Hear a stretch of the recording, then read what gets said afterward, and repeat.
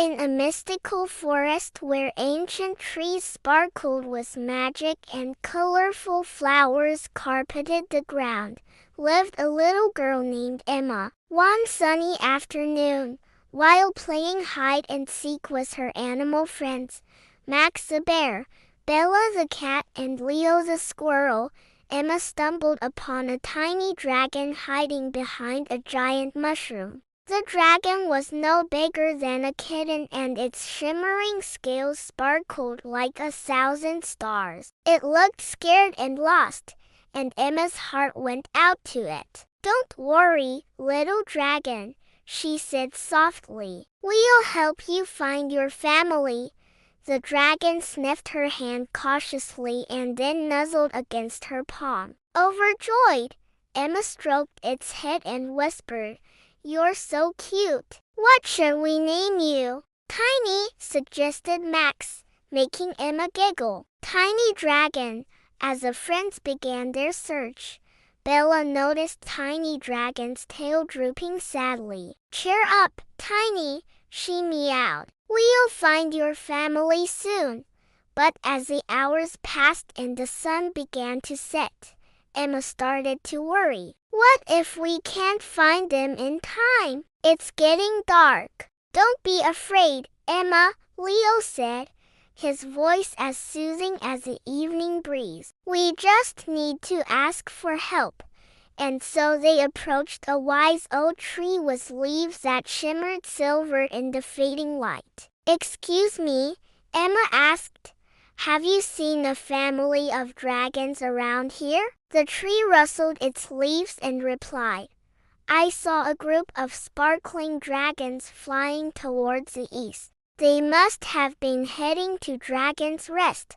Overjoyed at the news, Emma and her friends thanked the tree and hurried in the direction of the setting sun. As they walked, Tiny Dragon snuggled close to Emma, too tired to do anything but trust his new friends. Suddenly, a family of rabbits hopped out from behind a bush. "Who's this little dragon?" asked one of the rabbits. "We're taking him to his family at Dragon's Rest," replied Emma. "Could you lead us there?" "Of course," said the rabbit, and the friends followed him through the darkening woods. Soon, they heard the faint sound of drums and singing, and the trees began to glow with an ethereal light. "Look," whispered Bella, "there's Dragon's Rest." As they entered a clearing, Emma gasped in amazement. Before them stood a magnificent sight. A cozy village nestled among glowing trees,